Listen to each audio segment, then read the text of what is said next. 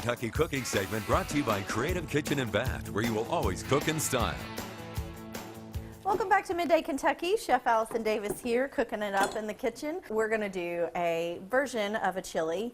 I love black beans, and a lot of times I get sick of the kidney beans and all the chili, and you know, everybody always sees the white one or the white chili, chicken chili with the northern beans. So I wanted to go kind of more a southwestern route, and just Googling healthy chilies, I think there were maybe 45 turkey chilies. And let me tell you, turkey chilies are not that great. You have to load them up with seasoning, and it's still, turkey just is dry, and it just doesn't have the flavor of beef. And if you go with like a 90-10, you can easily enjoy and have a great healthy beef chili without having to substitute in with turkey or chicken. So I'm doing a black bean and beef chili with some southwestern flavors, and we're going to add a little bit of beer to this, and we'll see how this turns out. I loved using different colored peppers instead of just your red. These add a nice little sweetness. So I've got some yellow and some orange bell peppers. Got some onions. Of course, we're going to add in some jalapenos here, and then we're going to talk a little bit about our spices. I was just going to show you just briefly how to just kind of dice if you're working with your knife, but you just cut your peppers into little julienne strips and then just kind of turn them around. And with the chili, it doesn't have to be perfect. Just give it a nice little rough chop and move on. So in our pan, I have gone ahead and started working with the ground beef. I have it in the pan just sauteing on a medium heat, and we're going to go ahead and start adding in our vegetables. And like I said, if you're starting with a lean ground beef, you really don't have to strain this. You can just kind of keep working your way through. So we'll start with our onions and start mixing those in and start sweating those in with our ground beef. And then we're going to move right on into our peppers while I finish this one up.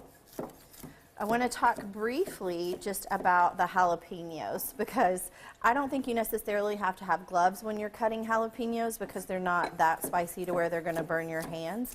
But always just be very cautious of not touching your face or your eyes or your nose after you slice up that jalapeno, because it will sting your eyes and your mouth and your nose.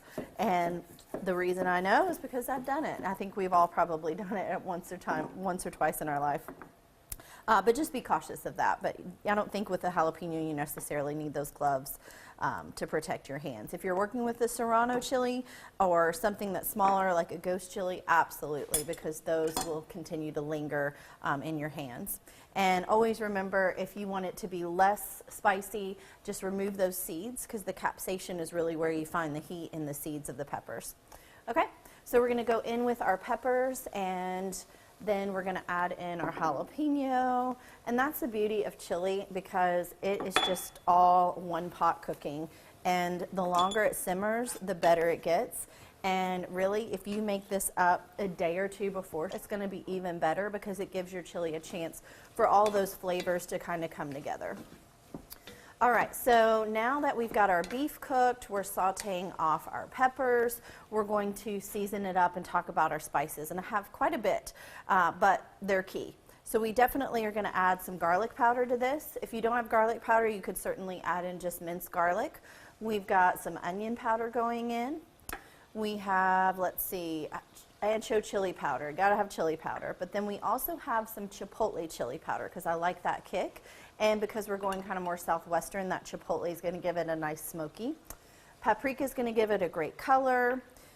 And then I think I talked cayenne, cumin. Cumin is a clear spice that you need when you're working with Southwest. It just gives you that perfect flavor. And then I think we added just a touch of cinnamon, and you might think that's strange, but cinnamon gives it a nice complexity and depth.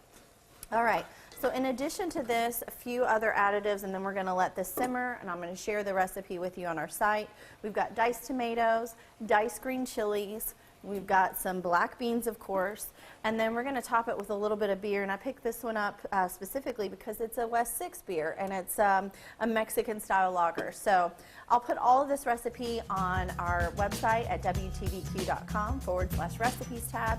I'm Chef Allison Davis. You're watching Midday Kentucky. We'll be right back after this short break.